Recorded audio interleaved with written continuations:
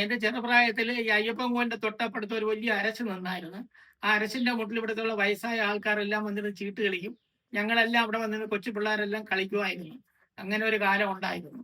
പിന്നെ ക്രമേണ അതെല്ലാം പോയപ്പം പിന്നെ ആരും അവിടെ വരാതായി. വർഷങ്ങൾക്ക് മുമ്പാണ് തുറുവിള ശ്രീ ധർമ്മശാസ്ത്ര ക്ഷേത്രത്തിന് സമീപം ഒരു വലിയ അരശുമരം ഉണ്ടായിരുന്നത്. വൈകുന്നേരങ്ങളിൽ വയസ്സായവർ ഇതിന്റെ ചുവട്ടിൽ വട്ടം കൂടിയിരുന്ന് ചീട്ട് കളിക്കും. ആ സമയം ഇവിടെ ഓടിക്കളിച്ചിരുന്ന കൊച്ചു കുട്ടികളൊക്കെ ഇന്ന് മുതിർന്ന പൗരന്മാരാണ്. തുറുവിള ക്ഷേത്രവും ക്ഷേത്രകുളത്തെയും കുറിച്ച് പറഞ്ഞു തുടങ്ങിയാൽ അവരുടെ മനസ്സിൽ ഇങ്ങനെ നൊസ്റ്റാൾജിയ നുരഞ്ഞു പൊങ്ങും. അത് കണ്ടപ്പോൾ കുളത്തെക്കുറിച്ച് കൂടുതൽ അറിയാൻ സ്മാർട്ട് വേക്കും ആകാംക്ഷയായി.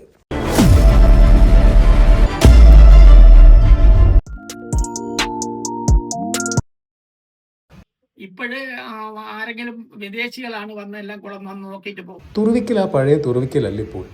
തുറുവിള ക്ഷേത്രക്കുളത്തിന് ചുറ്റും ഇന്നും നിരവധി ആളുകൾ രാവിലെയും വൈകുന്നേരവും നടക്കാനെത്തുന്നുണ്ട്. ഹൈടെക് നഗരത്തിലെ ഭംഗിയുള്ള കുളവും പരിസരവും വിദേശികളെയും ഇവിടെ ആകർഷിക്കുന്നു. കഴക്കൂട്ടം കോവളം ബൈപ്പാസിൽ ആക്കുളം പാലത്തിന് മുന്നേ ഇടത്തേക്ക് തിരിഞ്ഞാൽ ആക്കുളം വഴി ഉള്ളൂരിലെത്തിച്ചേരാം. വലിയൊരു വിഭാഗം ടെക്കികളുടെയും ദീർഘദൂര യാത്രക്കാരുടെയും സ്ഥിരം റൂട്ടാണിത്. പുലേനാർ കോട്ട കഴിഞ്ഞാൽ വലതുവശത്താണ് ശ്രീ ധർമ്മശാസ്ത്ര ക്ഷേത്രവും ക്ഷേത്രക്കുളവും. എൻ്റെ പേര് രാജേന്ദ്രൻ നായർ എന്നാണ്. ഞാൻ ഇവിടെ ജനിച്ചു വളർന്ന ആളാണ്. ഈ കുളം 70 വർഷങ്ങൾക്ക് മുമ്പ് ഞാൻ ഈ കുളത്തിന്റെ ഭാഗത്ത് എനിക്ക് ബന്ധമുണ്ട്. കുളത്തില് 4 വശവും കാട് പിടിച്ചൊക്കെ കിടക്കുകയായിരുന്നു.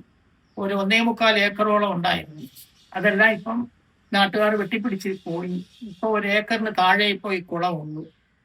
കോർപ്പറേഷനിലേക്ക് ലയിപ്പിക്കുന്നതിന് മുമ്പ് ഉള്ളൂർ പഞ്ചായത്തിലായിരുന്നപ്പോൾ 1.25 ഏക്കറോളം വിസ്തൃതിയിൽ കാട് കയറി കിടന്നിരുന്നു ഇവിടം. പരിസരത്താകട്ടെ 10-ൽ താഴെ കുടുംബങ്ങൾ മാത്രം. ഉള്ളൂർ പഞ്ചായത്താണ് കുളത്തിന്റെ വികസനത്തിന് തുടക്കം കുറിച്ചത്. പഞ്ചായത്ത് പ്രസിഡന്റ് ആയിരുന്ന പൊണ്ണന്തല രാമചന്ദ്രൻ വന്നാണ് ഈ കുളത്തിനെ ഒരുവിധമൊക്കെ വൃത്തിയാക്കി ഒരു പമ്പ് ഹൗസ് ഒക്കെ വെച്ച്. അത് കഴിഞ്ഞ് കുറച്ച് വർഷങ്ങൾക്ക് ഞങ്ങൾ മീൻ പിടിക്കാനൊക്കെ ഇറങ്ങി. ഇവിടുന്ന് മീൻ പിടിച്ച് ഞങ്ങൾ റോട്ടിൽ കൊണ്ടുവന്ന് വിൽക്കുമായിരുന്നു. ദേവസ്വത്തിന്റെ അധീനതയിലേക്ക് വന്നതോടെ പ്രവൃത്തികൾ വേഗത്തിലായി. നാട് വികസിച്ചപ്പോൾ സ്ഥലത്തെ പ്രധാന അപകട മേഖലയായി മാറിയ സ്ഥലങ്ങളിലൊന്ന് തുറവിള കുളമായിരുന്നു. ഇവിടെ ഒരുപാട് പേര് മരിച്ചിട്ടുണ്ട്. ഉദ്ദേശം 10 പേരോളം ഈ കുളത്തിൽ വീഴുന്നു മരിച്ചിട്ടുണ്ട്.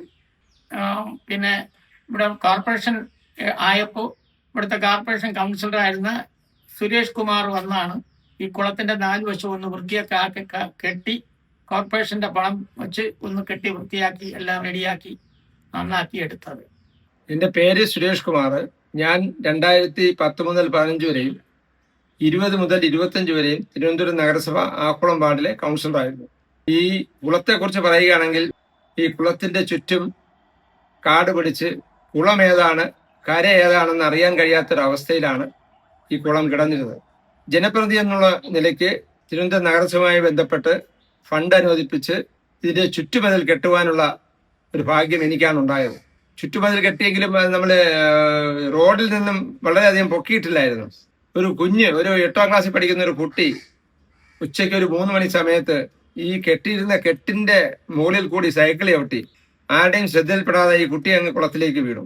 1 മണിക്കൂർ കഴിഞ്ഞ് ഒരു സൈക്കിൾ ഇങ്ങനെ വെള്ളത്തിൽ പൊങ്ങി കിടക്കുന്നത് കണ്ട് അന്വേഷിച്ചപ്പോഴാണ് ഈ കുട്ടി വെള്ളത്തിൽ വീണതും മരിച്ചതും നമുക്ക് ബോധ്യമായത്. അതിനുശേഷം ശ്രീ കടകംപള്ളി സുരേന്ദ്രൻ MLA ഫണ്ട് ഉപയോഗിച്ചാണ് അതിന്റെ മുകളിലോട്ടുള്ള ബാക്കി പണികൾ പൂർത്തിയാക്കിയതും ഫെൻസ് ചെയ്തതും. ഇപ്പൊ അത് വളരെ സുരക്ഷിതമായ ഒരു അവസ്ഥയിലേക്ക് എത്തിക്കാൻ കഴിഞ്ഞത്. പഞ്ചായത്തായിരുന്നു, ഉള്ളൂർ പഞ്ചായത്തായിരുന്നപ്പോൾ അന്നത്തെ പഞ്ചായത്ത് പ്രസിഡന്റായിരുന്ന ശ്രീ മണ്ണന്തല രാമചന്ദ്രന്റെ നേതൃത്വത്തിലുള്ള കമ്മിറ്റി ഇവിടെ ഒരു ബണ്ട് കെട്ടുകയും കൃഷിക്ക് ആവശ്യമായ വെള്ളം ഇവിടുന്ന് പമ്പ് ചെയ്യുന്നതിന് പമ്പ് ഹൗസ് ഒക്കെ സ്ഥാപിക്കുകയും ധാരാളം കൃഷിയിടങ്ങളിലേക്ക് വയലിലേക്കൊക്കെ വെള്ളം എത്തിച്ചിരുന്ന ഈ കുളത്തിൽ നിന്നാണ് എന്നുള്ള കാര്യവും എനിക്കറിയാം. 1956 മുതലുള്ള കാര്യമാണ് എനിക്കറിയാവുന്നത്. ഇപ്പൊ എല്ലാവർക്കും ഉപകാരമായി കിടക്കുകയാണ്. നവീകരിക്കപ്പെട്ട കുളത്തിന്റെ വിസ്തീർണം ഇപ്പോൾ 1 ഏക്കറിൽ താഴെയാണ്. 15 അടിയിൽ കൂടുതൽ ആഴമുണ്ട്. കാലോചിതമായ വികസനവും പദ്ധതികളും ഇനിയും ഇവിടേക്ക് എത്തട്ടെ.